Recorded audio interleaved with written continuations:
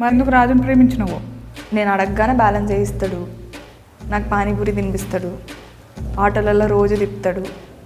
నేను అడిగానని చెప్పి బిట్లు చూడ్డం ఆపేశాడు. ఏమన్నా పిచ్చిగిన లేసిందా నీకు?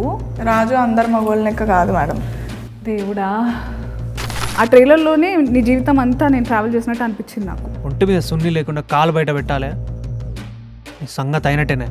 చాలా టాక్సిక్ రిలేషన్షిప్లో ఉన్నట్టు అనిపించింది నాకు. నువ్వు మన గురించి ఊరంతా టామ్ టామ్ అయిందంట. టమాటో అయితే లవ్ చేయవానే? లవ్ చేసేది పెళ్లి చేసుకోవడానికే కదా.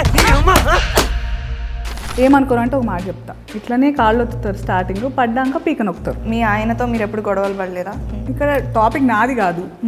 దెబ్బలలో కూడా ప్రేమ కనిపించింది. ఇదంతా సినిమాలలో బాగుంటుంది కానీ నిజంగా బాగుండదు. అదంతా ప్రేమిస్తే ఎట్లా నొప్పి ఇస్తారు నాకు అర్థం కాదు. చెప్పు.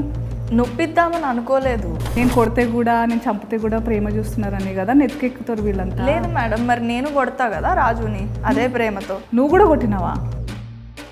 ఇద్దరి మధ్యలో నలిగిపోయి నీ ఇష్టమేందో మర్చిపోయి బతుకుతున్నట్టు అనిపించింది. నీకంటూ ఒక ఇష్టం ఇష్టం అనేది ఉండద్దా? నిజంగా నాకు ఇష్టం ఉంటుందా మేడం? నాకు ఉండాలనే అంటున్నా నేను. మీరు రాంబాయి ప్లేస్లో ఉంటే ఏం చేస్తారు మేడం? నేను కూడా మస్తు దెబ్బలు తిన్నా. సిటీలో నీలాంటి ముద్దుగుండే పిల్లల్ని, ఇంత పద్ధతిగా ఉండే వాళ్ళని మస్తు మంది చూస్తారు. అప్పుడు తప్పు వాళ్ళదవుతుందా నీదవుతుందా? అమ్మాయిని ఎప్పుడు వస్తువులాగే చూస్తున్నారు, అప్పుడు ఇప్పుడు ఎప్పుడు. కండ్లు ఏమన్నా కాకులు ఎత్తుకెళ్ళినాయా? చున్నీ వేసుకోకపోతే నువ్వు దూరం అవుతావా? బుర్రుందా? వాడు నా మంచి కోసం చెప్పిండు మేడం. నీ మంచి నీ బట్టలలో ఉందా?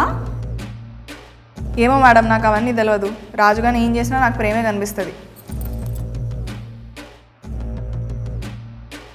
సో ఏదేమైనా ఎన్ని అష్ట కష్టాలు పడి మొత్తం కింద మీద పడి మీరిద్దరైతే పెళ్లి చేసుకుంటున్నారు. మంచి జరిగిందా చెడు జరిగిందా నేను చెప్పలేను, కానీ మీరైతే షేక్ అవుతారు మేడం.